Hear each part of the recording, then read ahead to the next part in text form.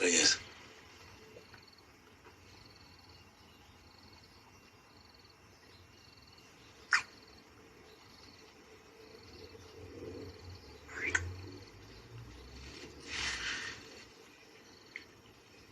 Almost. New book. Just fine. Good. Sure.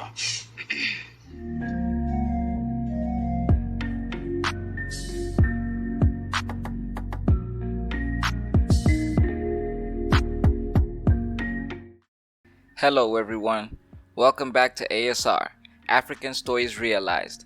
This is our weekly review of The Wife Season 3. Don't forget to like and subscribe. Let's get into it. Episode 10 starts off with Mcele reverting to his abusive ways and hlomu really standing up to the Zulu brothers. A meeting is held at Ngoba's tavern to discuss his assets and which of them Mandisa is entitled to. Mandisa's victory from last week is short-lived when Ubudumdala puts his foot down.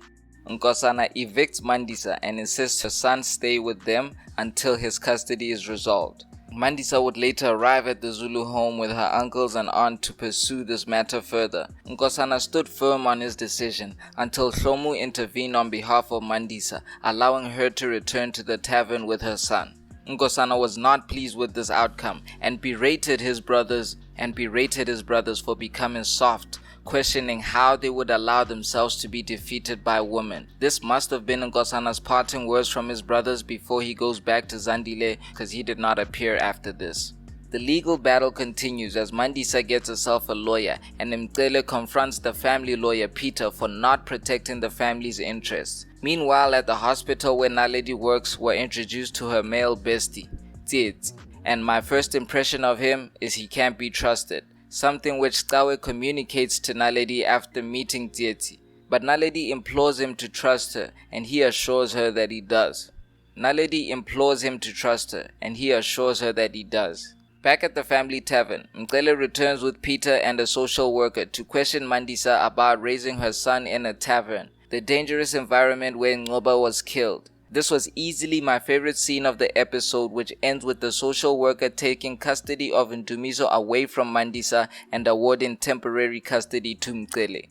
Episode 11 picks up with Mandisa seeking assistance from her lawyer to get her son back, but the lawyer requests payment up front before she can assist her with anything. Mandisa couldn't afford the lawyer's fees and decides to go back to the tavern where hlomu finds her drowning her sorrows. Hlomu reassures Mandisa that she'll take care of Ndumiso until she's back on her feet. But Mandisa is sinking in pity and the two argue before going their separate ways. At this point, Mandisa is desperate and she's spiraling. She approaches Detective Baloyi with evidence of the Zulu brothers' crimes, expecting payment. But Detective Baloyi informs her that he can't pay for the information because it's illegal. Mandisa returns home and it looks like she's down to her last few hundred rands. She desperately makes calls to customers who haven't paid their tabs and proceeds to call her family, asking for a piece of the money Ngoba paid them as damages. But they let her know that that money is long gone and they can't afford to give her any financial assistance. At this point, Mandisa feels like she doesn't have a choice but to turn to her old life to make money. The episode ends as Mandisa is violated by a former client from her old days as an escort. This guy Billy. I knew he was bad news when he showed up at Ngoba's funeral, but he got what he deserved when Mandisa stabbed him to death in a fit of rage. Episode 12 picks up with Mandisa scrambling in the aftermath of killing Billy. She goes to her uncle for refuge, but he refuses to let her in. Meanwhile, at the taxi rank, the association members have turned against the Zulu brothers as they inform Mcele of their intent to vote for a new leader. Sambulo and Xoli then spontaneously decide to get married immediately and were treated to a private, intimate wedding with just Sambulo, Xoli, and the minister.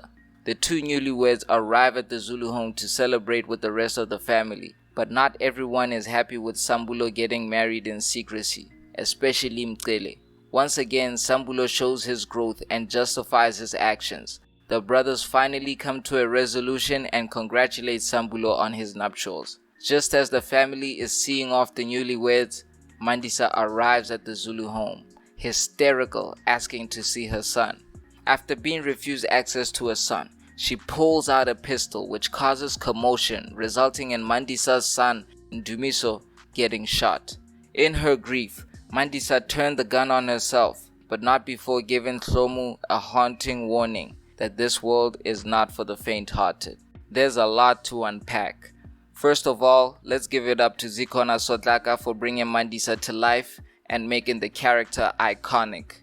I'm not a fan of depictions of self-harm, but I have to say it was handled with great care and class by everyone involved. Throughout the episodes was handled very well, and I think it's important to highlight that Mandisa had options, but she wasn't thinking straight and it led to bad decisions. At that point she felt alone and without support.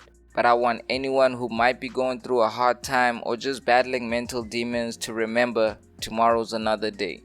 Dioditla look. I'll be back next week with another review. Don't forget to like and subscribe. This is ASR for the love of African filmmaking and storytelling.